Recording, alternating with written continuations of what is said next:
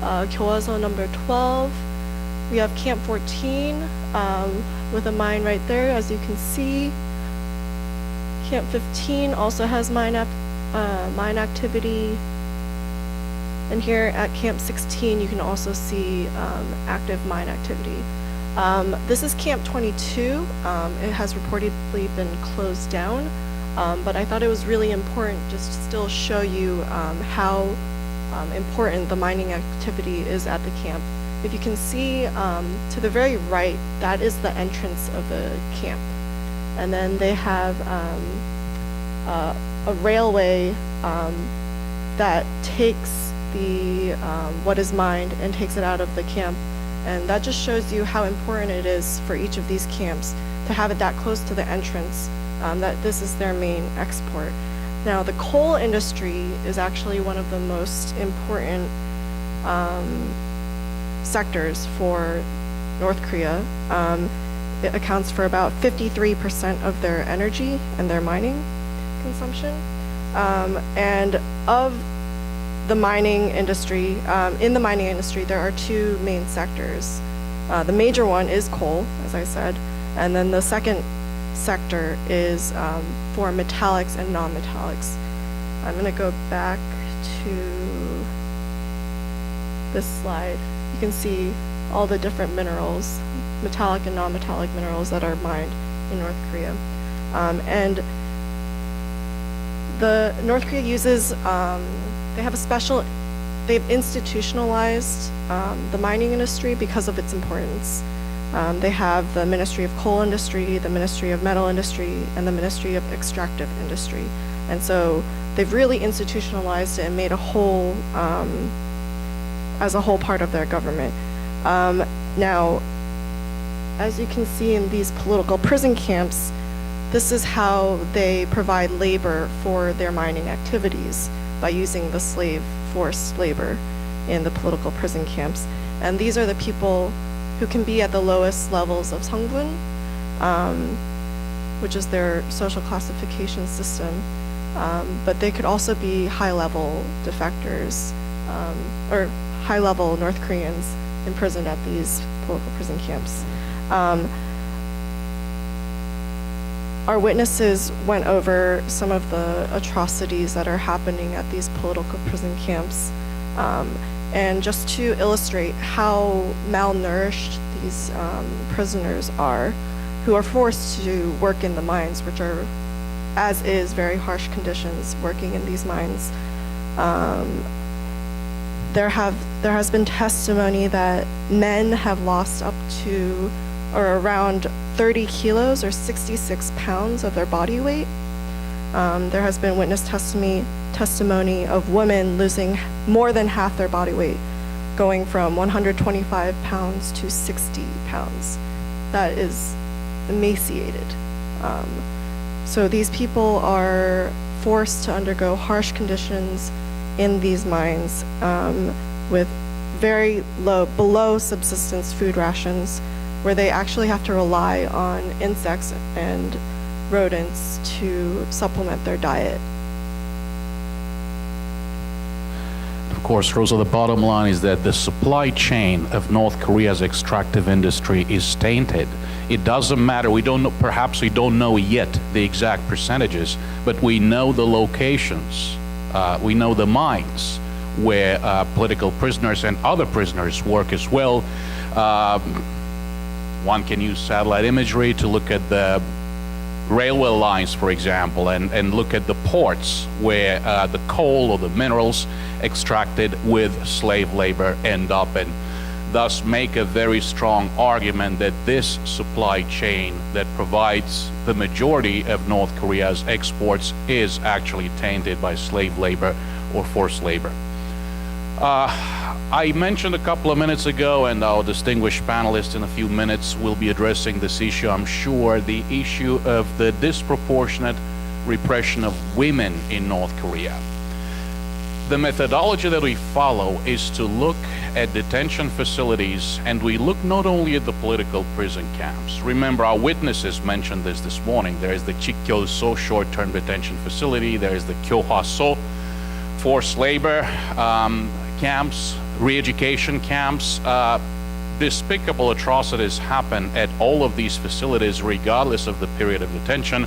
We have been very focused on the political prison camps, but in this particular case, if we can move on, Rosa, we looked at a Kyohwaso re-education forced labor camp number 2 in Chonggori.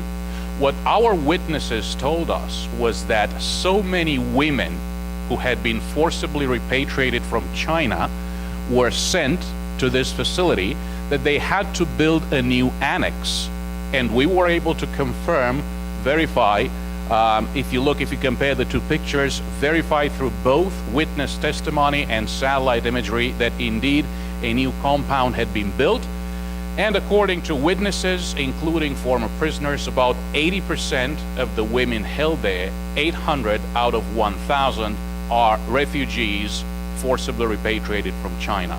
Why disproportionate repression of women? Remember, many more North Koreans depend on the markets today than they did before the Great Famine of the 1990s.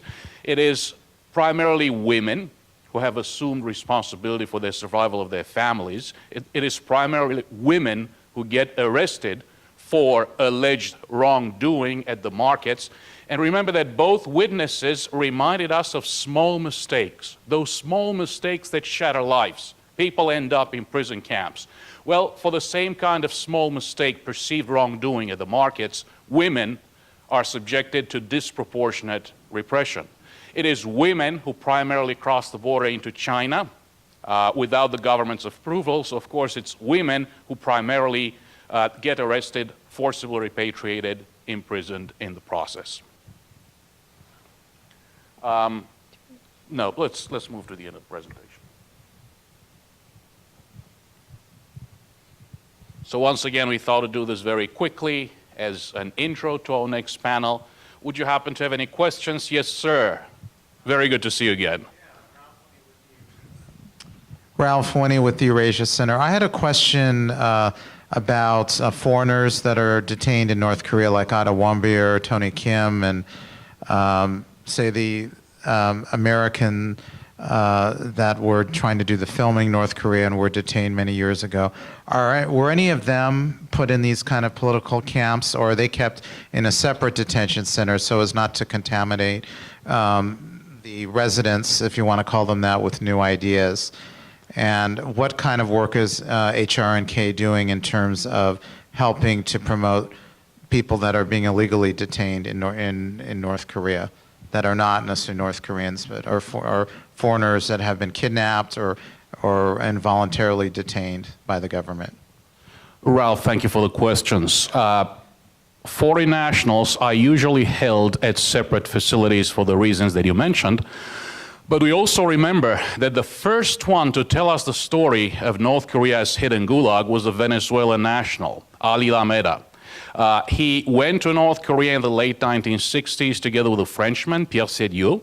They had been tasked to translate Kim Il-sung's work into Spanish and French, again, because of something they said, perceived misbehavior, wrongdoing, wrong thinking. They were imprisoned at political prison camp number 15. That's where many of the senior officials are held, at Yodok.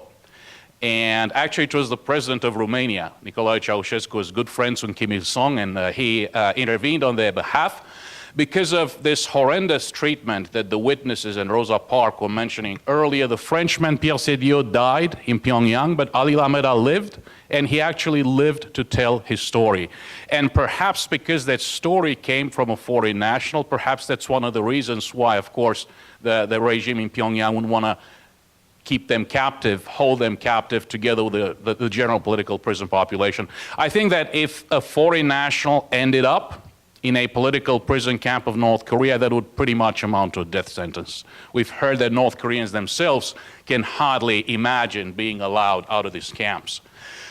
U.S. citizens being held there, of course, the organization we run is a research organization. Our mission is to research, investigate, publish on the camps. Whenever presented with the opportunity, we do raise the issue. We over the years we have received phone calls from families, but sometimes, given the nature of our organization, the organization that actually investigates and exposes North Korea's human rights violations, we're probably not in the best position to facilitate the rescue of these Americans. Unfortunately, 3 of them are still being held in North Korea.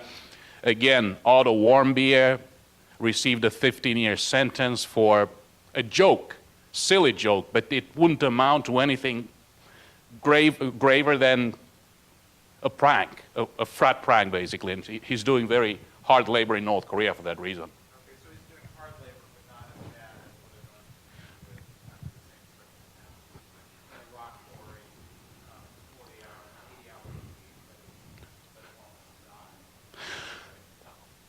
We don't know for sure. The one who has access to him is the ambassador of Sweden. We don't have consular relations with North Korea, so the Swedes have been representing us. In the case of Americans who have returned, the conditions were harsh, but indeed not as harsh as the terrible vicious cycle of malnutrition and forced labor that the North Korean prisoners face.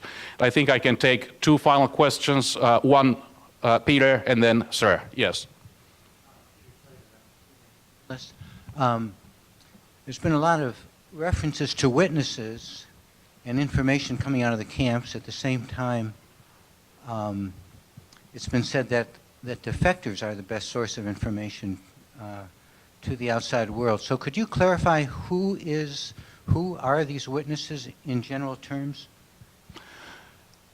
These witnesses, in the case of our research on the political prison camps, these witnesses include prisoners who were released, prisoners who managed to escape, and even former guards, camp guards, former officials who used to be in charge of running the camps.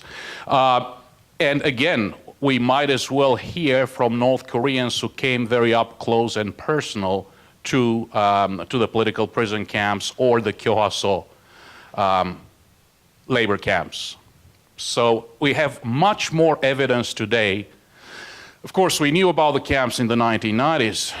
We knew it from Kang Cheol-hwan and Pierre Rigolo. We knew it from the aquariums of Pyongyang. And there were even human rights organizations that didn't believe them. They insisted that this was some South Korean intelligence plot to frame the North Koreans. But today, in the year 2017, we know much more than we knew in 2007. We have much more satellite imagery. We have much better satellite imagery because our own government allows better imagery to be made publicly available. And we also have many more witnesses than we had even in 2007, even 10 years ago. So that's why every time I have to make a prediction regarding the future here, there, anywhere, I tend to say that I'm very cautiously optimistic. We cannot go back. We know so much, and we know much more than we did 10 years ago. Sir.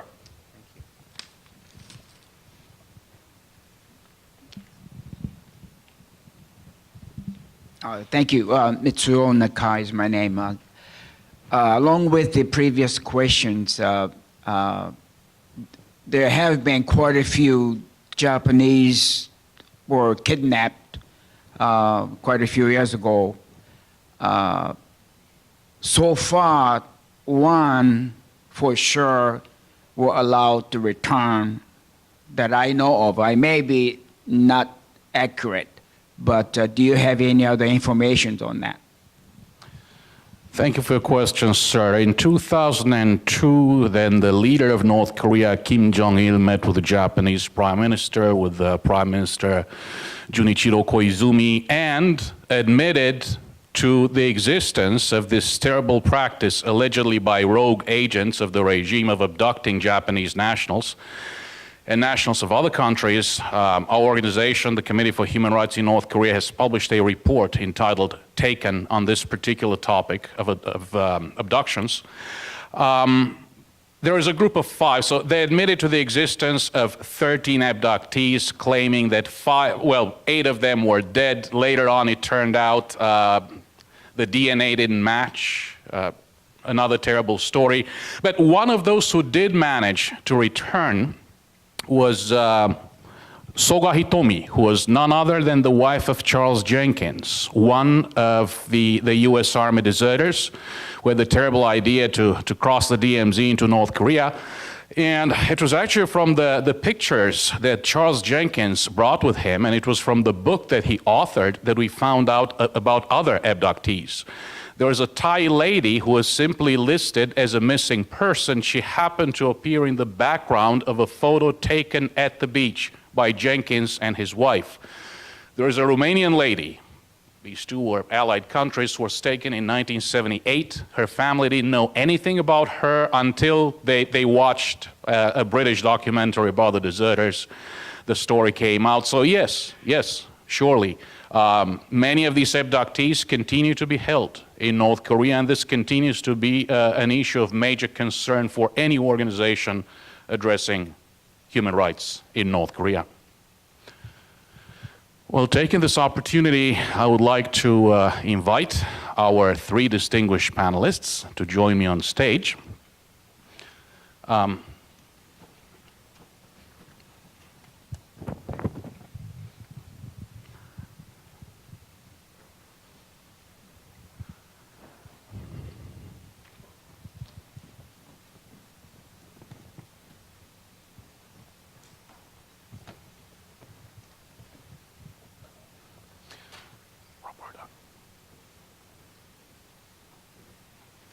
Please.